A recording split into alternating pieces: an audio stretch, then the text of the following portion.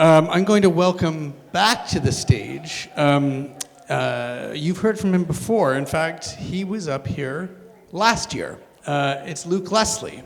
And one of the things that you may not know about Luke is that he was an extra in K-19 The Widowmaker with Harrison Ford and Liam Neeson, which I thought was the coolest thing. Anyways, listen, last year he shared a really important and personal story, and he's going to share his story, how it's continued. And I'm really thrilled to bring back to the stage Luke Lesley.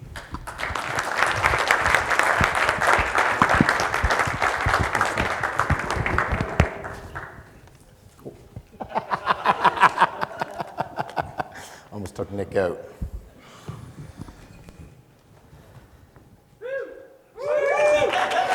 Some of you, I'm sorry, Caitlin, you gotta get this a little.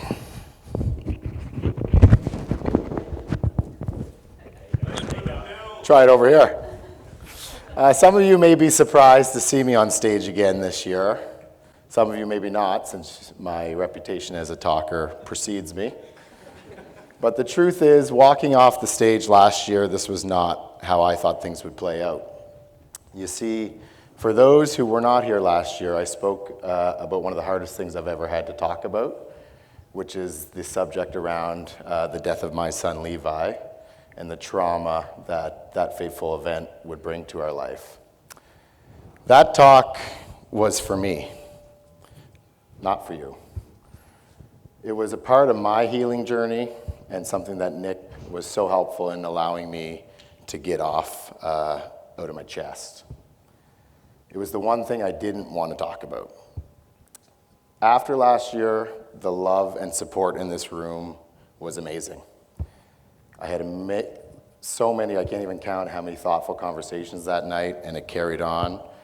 People sent me gifts, and it really meant a lot. But in the days and the weeks that followed, I felt like a fraud.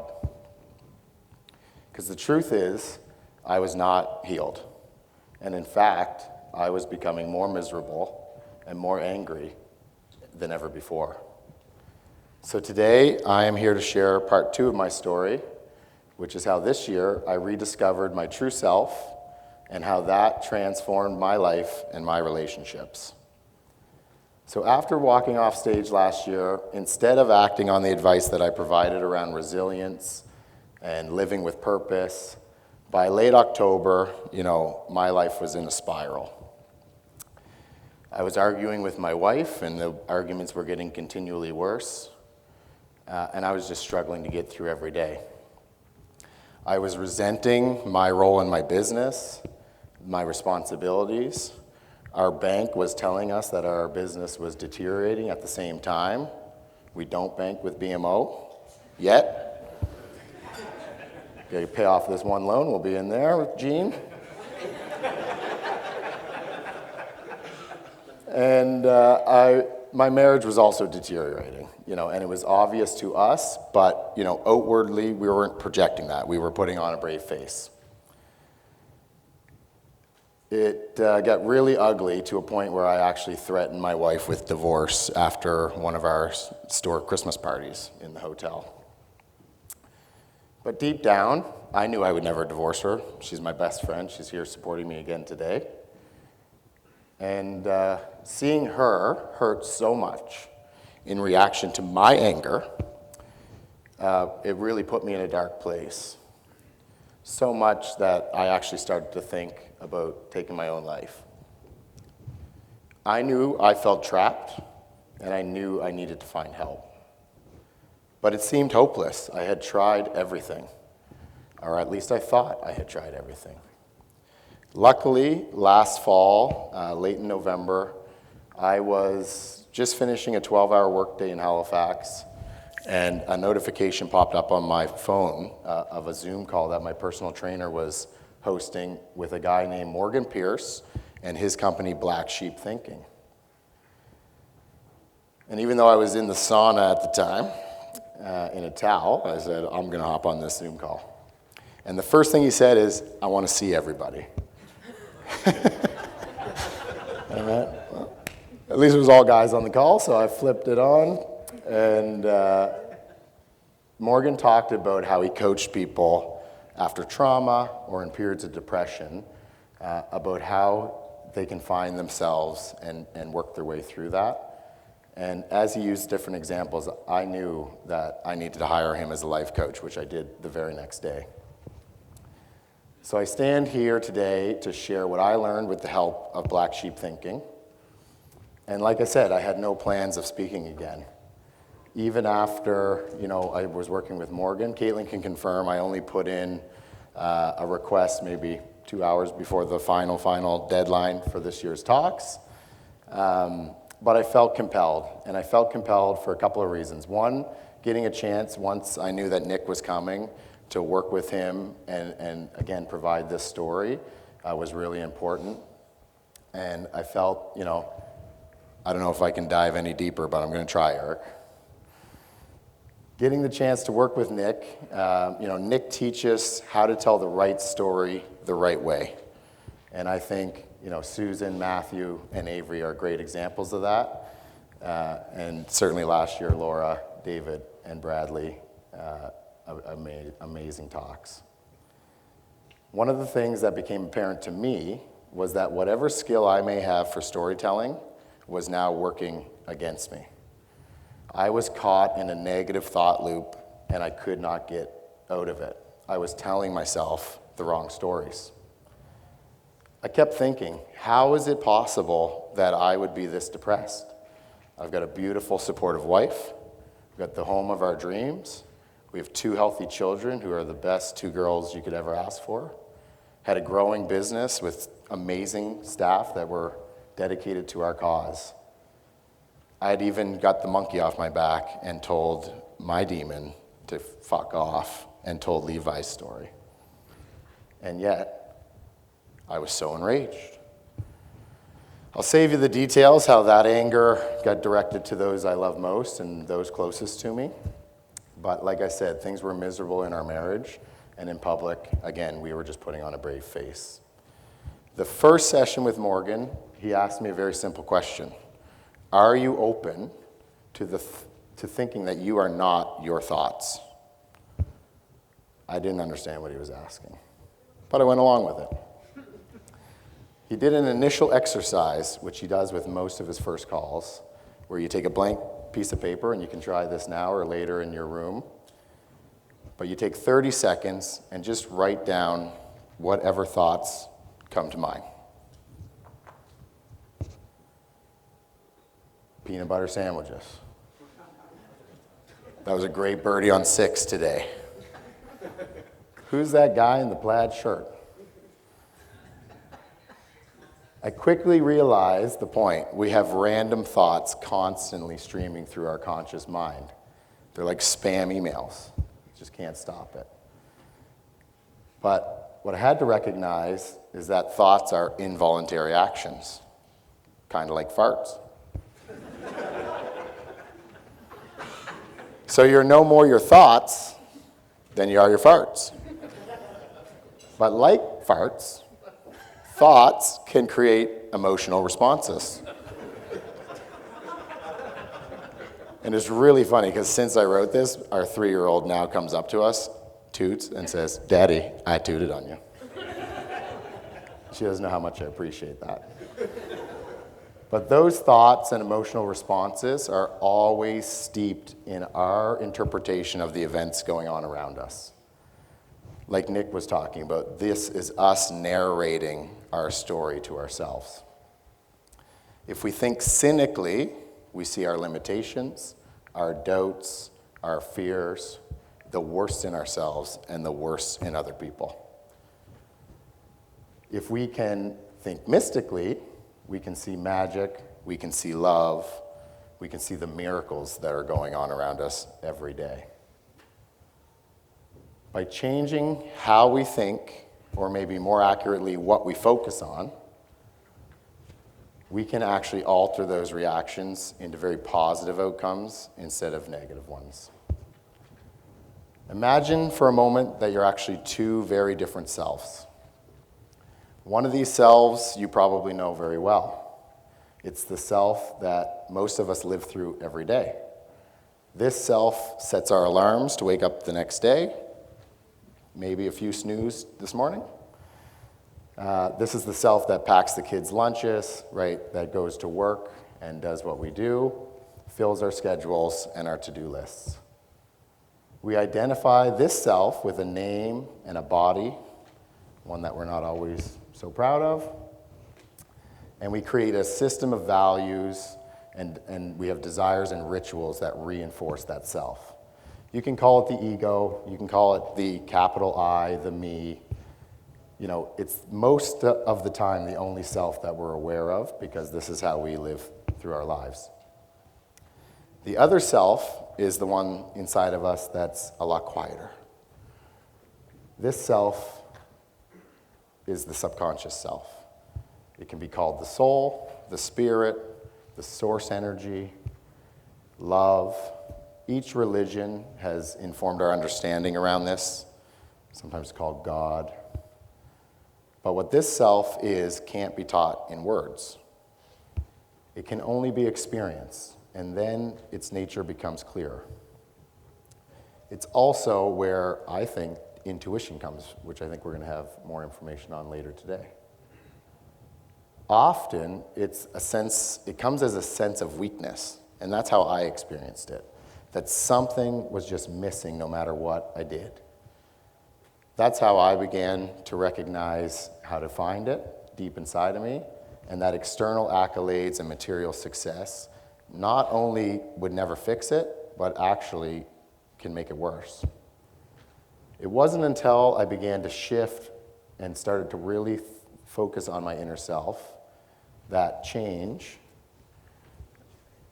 would transform how I thought about my suffering, and that I could see it as a path to enduring happiness and joy, actually. There's power in stillness. This room is full of people who know how to get shit done. I've witnessed it time and time again. Avery's a pretty good example based on a couple of his stories. But what elevates us as an entrepreneur is what we do, right? It's what enables us to live a privileged life, and I think that's great. But what happens when we're not doing and we just be?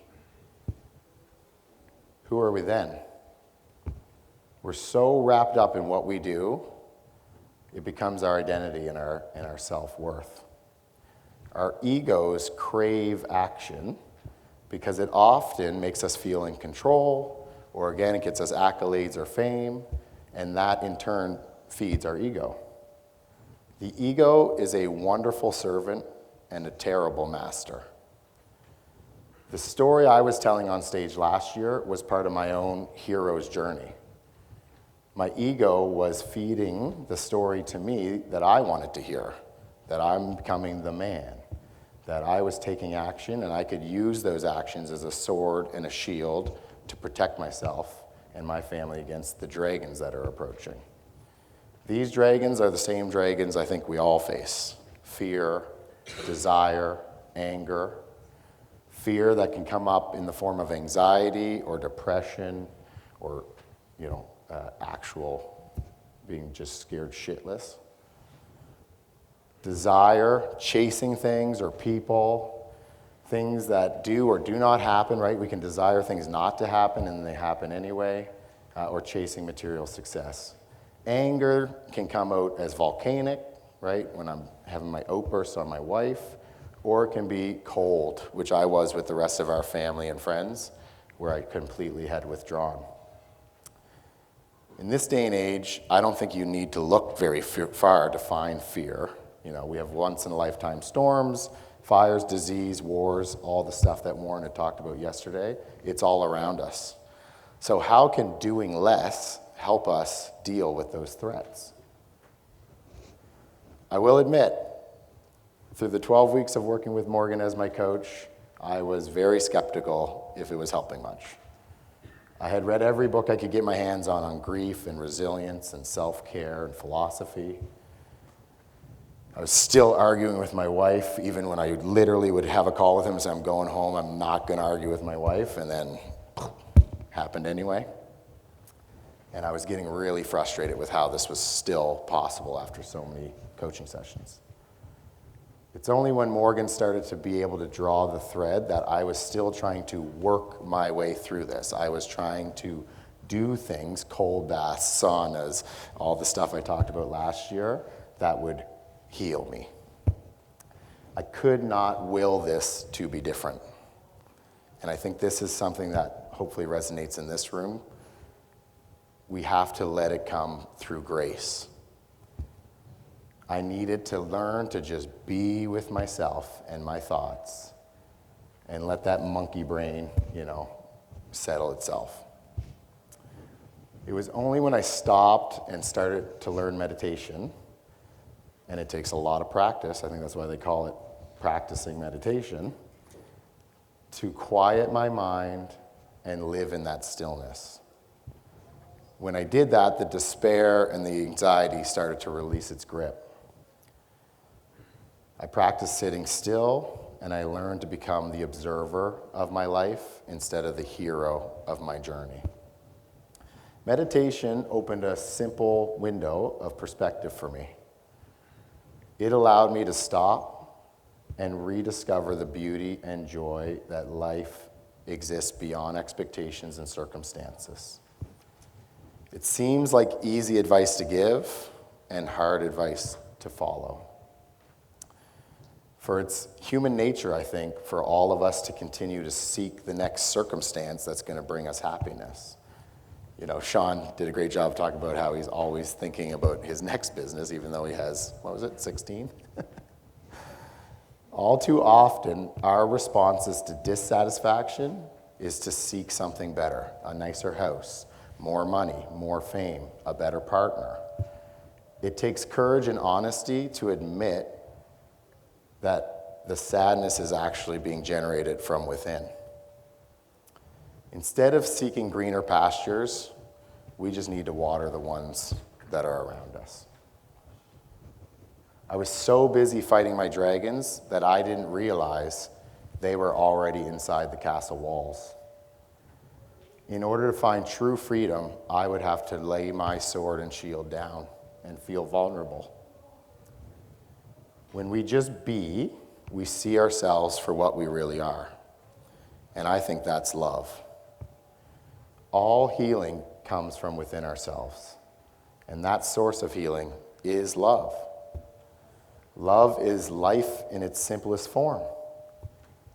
Life is created only through love. Listen, we cannot be afraid of our love. Because like any energy, if we don't use it, it dies. I still react poorly to things when I don't get my way. I still argue with my wife, but we argue better and more compassionately. I recover quickly when I get in these frustration or emotional states, and I've learned to live my life now steeped in compassion for everyone walking around carrying that weight that I had to learn to put down. It's true what we say, right? That you never know what someone is going through. By knowing our suffering, we can find salvation. As high performers, I am not recommending to stop doing everything that you're doing. Someone needs to fix the problems that everybody knows exist in the world today. But when our labor comes from a place of love, I think it's what really makes us feel in flow. It's the type of stuff that you don't need to get paid to do, right? You know what you love doing more than anybody else in the world. And we do things for other reasons, other people's expectations, paychecks, And that, I think, is where that inner work can really help. Labor with love actually energizes us, and it gives us hope for a better future. You see, the miracle of Levi's short life taught me that death is not the worst outcome. It's actually the only outcome in life. But that love transcends life and death.